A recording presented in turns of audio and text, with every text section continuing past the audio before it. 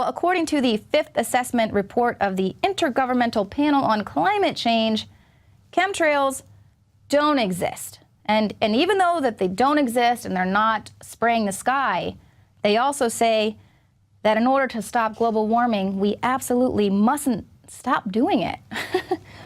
They say if SRM were terminated for any reason, there is high confidence that global surface temperatures will rise very rapidly. Solar radiation management has 3 essential characteristics. It's cheap, fast, and imperfect. The IRGC explains that by injecting 13,000 tons of sulfate aerosol into the stratosphere on a daily basis, they would offset the radiative effects of a doubling of atmospheric CO2. And this compares to having to remove 225 million tons per day of CO2 from the atmosphere for 25 years. So heck, that sounds like we've solved the problem. No need to bury CO2. We can just block out the sun with this cheap and imperfect plan that they've got in place.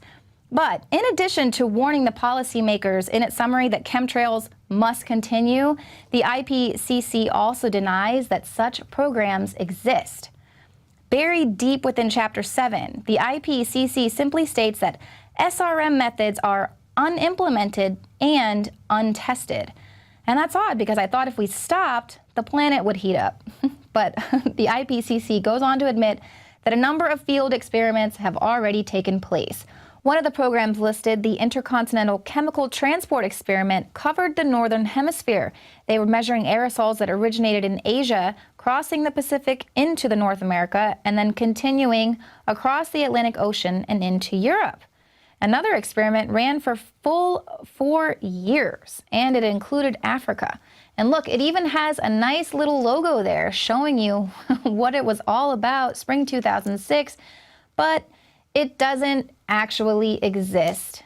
They never actually did that. It's a conspiracy theory, and if you think that they were actually spraying the sky to stop global warming, then you are a crazy conspiracy theorist.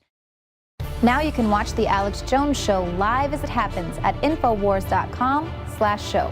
You'll find links to all of our content there and a free 15-day trial for Prison Planet TV. More than 60 movies and documentaries all in one place at Infowars.com/show.